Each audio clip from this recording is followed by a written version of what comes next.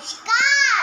কবিতা ছুটির ছোঁয়া, লিখেছেন বীরেন্দ্রনাথ চক্রবর্তী। একদিন ছুটি পেলে শহর পিছনে ফেলে, জানিস তো সবাই কোনখানে যেতে চায়? পিকনিকে বারবার, ডায়মন্ড হারবার। আজ যদি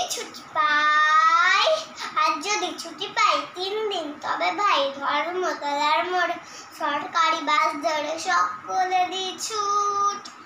দীঘার জুনপুট,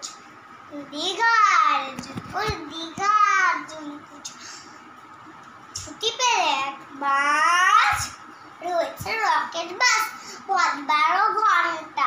সেইখানে যাই কাছেই পাহাড় পড়ে, জায়গাটা